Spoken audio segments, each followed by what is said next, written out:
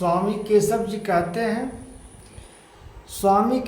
कहते हैं कि श्री श्री केशव जी की प्रतिमा प्रकाशित को फैलाने के लिए जब भगवान श्री हरि ने जब मंथन की समय अपने वेदों को उच्चारण कर रहे थे, जिस समय माँ लक्ष्मी ने मंथन कर रहे थे और श्री विष्णु भगवान हरि ने मंथन कर रहे थे, उसी समय श्री विष्णु जी और लक्ष्मी मैया ने मंथन अपना करते हुए बातों को ऋषिगण के लिए एक रहस्य निकाले कि उसमें वर्णन किया गया है, स्पष्ट वर्णन किया है कि श्री हरि ने, श्री विष्णु भगवान ने स्वयं लक्ष्मी मैया से कहे हैं कि ऋषि महर्षि जो हैं वो मेरे ही गण का होंगे।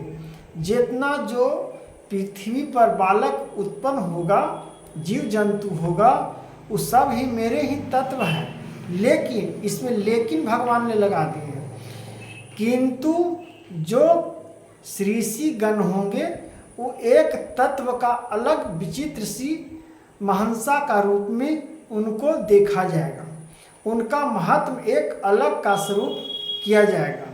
इस प्रकार से उनके तत्वों को और उनके मानों को और उनको भगवान के स्वरूप में प्राप्त किया जाएगा, इस प्रकार से कहते हैं।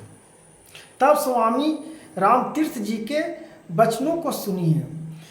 श्री श्री केशव पास के जिक्र है कि गंगा के इस पार बहुत साधु रहते थे, जहाँ भगवान जिस प्रकार से केशव जी ने ओम शिव का नाम जाप किया करते थे, वहाँ पर एक दिन बघरा ने आया और बघरा ने आकर श्री केशव जी को, बघरा ने बहुत सारी डरावना सी आवाज़ देकर और श्री केशव जी के ओर दौड़ पड़े। श्री केशव जी ने ओम शिवाय नमः का जाप कर रहे थे, शिव ओम शिव ओम, इस प्रकार से श्री केशव जी ने नाम को जाप करते हुए कर रहे थे। तब केशव जी ने भगवान के नामों का उच्चारण करते हुए, तब बघरा ने उस प्रकार से उसको लगा बघरा की ही में और शिव ओम शिव मेरे मने और है बघरा वहाँ पे। तो बघरा ने वहाँ पे गया और श्री केशव जी के श्री केशव जी को कहने लगे, और वहाँ पर श्री केशव जी को बाहर करने के अपेक्षा से बघरा ने वहाँ पे घूमने लगा। उस प्रकार से श्री केशव जी को वहाँ पे जाके कंधा को पकड़ लिया, और कंधा को पकड़ा तो श्री केशव जी को ओम शिव और कहने लगे। तब श्री केशव जी को लगा कि हमको तो इस प्राणी की विभूतियों में डाल देगा। केशव जी को इस प्रकार से भावना उत्पन्न हुई, लेकिन उनका भगवान के प्रति श्री विष्णु हरि ने और श्री शंकर भगवान ने उनको रक्षा कर रहे थे। इस प्रकार से सिकंदर उस प्रकार से विशिष्ट हो रहे थे। तब भगवान की प्राप्तियों के लिए तब श्री अरविंद जी कहते हैं कि अरे जिनके गिरे पड़े मोतियों का यह हाल है तो उसका आप क्या हाल होगा। लगता है जिसको अगर मोती मिल गया, बिना कमाए हुए धन मिल गया, तो उसको क्या प्रभाव पड़ेगा और क्या लगेगा। इसलिए गिरे हुए मोतियों पर क्या घमंड करना है। जो अपने कमाए हुए धन को अर्जित करेगा उसी को महान माना जाता है। इसलिए अर्पित में धन को प्राप्त करने से घमंड को नहीं करना चाहिए। इस प्रकार से मैं फेंका हुआ थूक चाटने वाला सिकंदर को क्रोध आ गया। इस प्रकार से जिस प्रकार से सिकंदर ने कहा कि हम आपको धन देंगे, दौलत देंगे, आप क्या दीजिएगा। जब भगवान हमको इतना नाम लेने का, नाम जापने का मेरे हृदय में शक्ति दिए हैं, तो ओ से हम अपना आपसे क्या धन को प्राप्त को, अप्रतीत को प्राप्त कर सकते हैं। इस प्रकार से कहते हुए भगवान के नामों का जाप कर रहे थे। तब बघरा ने वहाँ पे, अब यहाँ पे बघरा की बातों की कथाएं हैं। तब बघरा ने वहाँ पर कान्हा पर श्री केशव जी को दबा रहे थे। तब श्री केशव जी को एहसास हो रहा था कि लगता है कि जिस प्रकार से मांस खाता है और मेरे रक्तों को बहा रहा है, लेकिन ऐसा कुछ हो नहीं रहा था।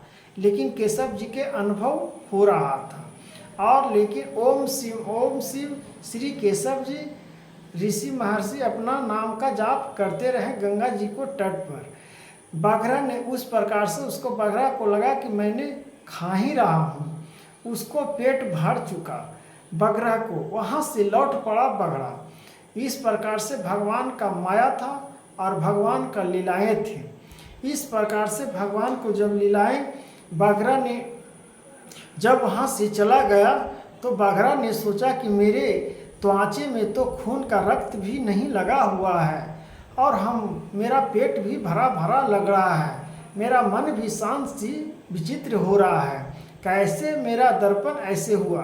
बघरा ने अपना मन में ही विचार करना प्रारंभ किया और इधर ऋषि केशव जी ने भी अपने मन में और आँख मूंदकर ओम शिवम का नाम जाप रहे थे। तो उसी प्रकार से जब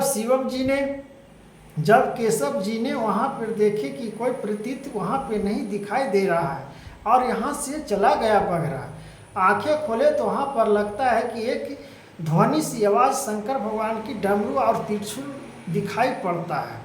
उनको आभास प्रकट होता है कि भगवान शिव का गण यहाँ पे मेरा रक्षा शिव स्वयं कर रहे थे। तब केशव जी को मन में, हृदय में और शिव बेचैनियाँ और भगवान के प्रति उनका भावनाएं और बढ़ चुका तो ओम शिव का नाम जापते रहे केशव जी। इस प्रकार से ध्वनि प्राप्त करते हुए तब केशव जी कुछ दिन और वहाँ व्यतीत हुआ। तब केशव जी का एक दिन प्राण चले गया। प्राण जब गया तो शिव जी को गण ने लेने आया और शिव जी का गण को प्राप्त हो गए और शिव जी का ही धाम में चले गए श्री केशव जी।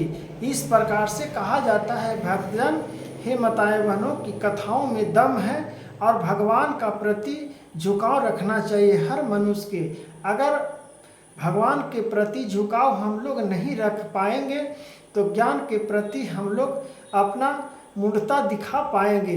इस प्रकार से ज्ञान के प्राप्तों को लिए और भक्ति प्राप्त करने के लिए ज्ञान की प्राप्तियों को, मार्गदर्शन को लेना चाहिए, तब भगवान के प्रति स्वरूपों को प्राप्त होती है। इस प्रकार से नहीं फिर दमन का हंसने लगा। उस प्रकार से राम के पास तो जाम भी, जिसका भी विचार किया गया था, तारे क्या सितारे क्या, यह तुम सारे हो हम तुम्हारा है। यह इस प्रकार से कथाओं में लगाकर पेड़ फूलों की क्या तकसम, गुलाब गुलशन में उजम चांद सूरज के सजाए क्या सितारे हैं। लग तारे सितारे चमकती स्वर्ग है, सरम्यत्र विचित्र सी प्रेमा है। भरमित स्वरूप केशव जी का, शिव शंकर जी ओम शिवाय। ओम शिवम का नाम है। इस प्रकार से केशव जी को कल्याण को प्राप्त हुआ। तब कहा जाता है जब भगवान की, जब शिव की गति को प्राप्त कर लीजिएगा तो शिव की शरणों में और शिव की प्राप्तियों में चल पड़िएगा, तब पता चलेगा कि शिव के प्राप्तियों को और शिव की ज्ञानों को प्राप्त करने में कितना हमको भलाई है और कितना हमको मन को शांति प्राप्त करने के लिए ज्ञानों को मार्गदर्शन देते हैं। तब कहते हैं भगवान ने, जब कहते हैं विद्या से ज्ञान तत्व है सब, अगर विद्या उनके पास नहीं रहता, भगवान के नाम का जाप नहीं रहता, भगवान का माला नहीं रहता, तो क्या बघरा उनको छोड़ देते। जिस प्रकार से हिरण पर दौड़ पड़ते हैं बघरा और हिरण को मारकर अपनी भोजन बना लेते हैं, उसी प्रकार से तो केशव जी को तो भी भोजन बना लेते सकते थे। लेकिन आप बताइए कि भगवान का कृपा, भगवान के दिव्य दृष्टि उन पर था तो केशव जी को कुछ हुआ नहीं। इससे अगर जिनको भगवान चाह जाएंगे उनको हर प्रकार से मनोकामना को पूर्ण कर देते हैं। इसलिए हे भक्तजन, हे माताएं बहनों, जिस प्रकार से भक्ति का करते हैं, आप भक्ति का ज्ञान को प्राप्त करते हैं, उस प्रकार से भगवान की भक्ति को उच्चारण करिए। आप भगवान को प्राप्त करने के लिए ज्ञानों को प्राप्त करिए। तब देखिए भगवान के प्रति, ज्ञान के प्रति अवसरभूतम ज्ञानम शक्ति रूपम शक्ति रूपम शक्ति रूपम प्राप्त हो जाएगा। इस प्रकार से हम लोगों को वेदों का उच्चारण करना चाहिए, और जो वेद का उच्चारण नहीं समझ पाता वो वेद का उच्चारण समझने का कृपा करें और भगवान से प्रार्थना करें कि हे भगवान, हमको भी ऐसा शक्ति दें कि आपको हम प्राप्त करें, प्रणाम करें, आपको प्राप्त कर लें, ऐसा विचित्र सी मन को हलचल ना होने दें। इस प्रकार से भगवानों को प्राप्त करने का यही मार्गदर्शन है। तब जिसके मन में ईश्वर के प्रेरणा उत्पन्न हो गया, उससे संसार सागर का और सुख और अच्छा नहीं लगता। संसार का सुख जब भगवान को प्राप्त कर लेता है जो मनुष्य, उसको संसार का सुख अच्छा नहीं लगता है। इसलिए भगवान के ही शरण में उसका गुण गाने में अच्छा लगता है। इस प्रकार से भगवान का स्मरण है और भगवान का गुणों का नाम है लगाता। जो एक बार भी बढ़िया स्वाद लेकर चुका है वह कभी रवा खराब नहीं चाहता। जो एक बार भगवान के नाम ले लेगा, भगवान का स्वाद ले लेगा भगवान को, तो कभी पीछे मुड़कर नहीं देख पाएगा कि हम भगवान को कैसे छोड़ सकते हैं। भगवान को बिना प्राप्त के लिए हम नहीं छोड़ सकते। भगवान को हम अपना आत्मा से नहीं निकाल सकते हैं। इसलिए हे मनुष्य तन, इस प्रकार से भगवान को प्राप्त करिए। और भगवान को प्राप्त करके ज्ञान को प्राप्त करने में हम लोग अक्षम, और ज्ञानों को प्रतीत में भगवान के उपदेशों को पालन करने के लिए हेतु ज्ञान की सर्वोत्तम शक्ति को प्राप्त करना चाहिए।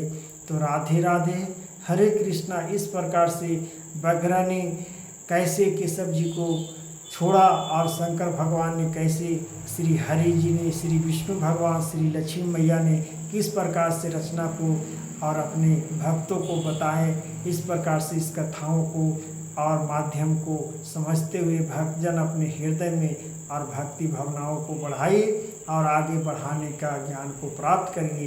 तब देखिए भगवान के ज्ञान को प्राप्त करने में आपका सर्वशक्ति व्यापी सर्वभूतम प्राप्त हो जाएगा। इसी में ईश्वर का मिलन है, इसी में भगवान का कल्याण है, इसी में हम लोग को भी कल्याण है। नहीं तो ऐसा ही मनुष्य, ऐसा ही जीवन, ऐसे ही कलटते हुए जीवन को प्रतीत हो जाएगा। तब आगे चल के हम लोग पछताएंगे, तो इससे पछताने से कुछ भी नहीं होगा। कहा गया है भक्तजन कि जब समय निकल जाता है तो पछताने से क्या फ़ायदा। जब समय निकल जाता है तो पछताने से क्या फ़ायदा। इसलिए समय रहते हुए भगवान का, हरि का भजन कर लीजिए। यह हमारा और ये हम लोग को कल्याण है। यह भगवान ने हम लोग को सिखाकर भेजे हैं और पृथ्वी पर हम लोग को इसी प्रकार से भगवान का भजन का, स्मरण का नाम में भेजे हैं। इसलिए दुखी, चिंता होने की कोई बात नहीं है, दुख होने की कोई बात नहीं है। जो संकट आता है उसको सामना करना पड़ता है भक्तजन। दुख सुख तो लगा हुआ है, कभी दुख लौट के आएगा, कभी सुख लौट के आएगा। इस प्रकार से हम लोग को जीवन में आते जाते रहेगा। इसलिए जीवन को, आत्मा को हम लोग अपना परमात्मा में लाने का ध्यान करें। कैसे परमात्मा को हम लावें, कैसे आत्मा को अपने हृदय में बसावें। जिस प्रकार से आत्मा को जब हम हृदय में बसाएंगे तो आत्मा हमको परमात्मा अवश्य मिला देंगे। इसलिए हरि नाम का जाप करते रहिए और भगवान का नाम जाप करते रहिए और राधे राधे हरे कृष्णा नाम लेते रहिए। इस प्रकार से नाम लीजिएगा भक्तजन। और भक्ति में कहा गया है कि न छोटा न कोई बड़ा, भक्ति छोटा बालक भी करेगा तो भगवान स्वयं सुनेंगे। अगर बूढ़ा भी सुने, भगवान का नाम लेगा तो भगवान सुनेंगे। इसके लिए प्रतीत है कि भगवान का देवो स्वरूपों का सर्वोत्तम है। इसलिए कहेंगे भक्तजन, माताएं बहनों, कि देवी स्वरूपी को अपमान कभी नहीं करना चाहिए और किसी को अपने मुख से अपमान नहीं करना चाहिए। जहाँ तक बनता है हम उसको बड़ाई ना कर पाएँ तो हम उससे कुछ ना कह सकें, क्योंकि मेरा हक नहीं है। और जो कहने वाले हैं हाल बुरा हाल देने वाले, जो स्वयं भगवान दंड दे देते हैं उसको, जैसा चरित्र करता है, जैसा बंधन करता है, वैसा भगवान उसको स्वयं दे देते हैं। इसलिए भगवान का स्वरूपों को समझिए और ज्ञान को प्राप्त करिए।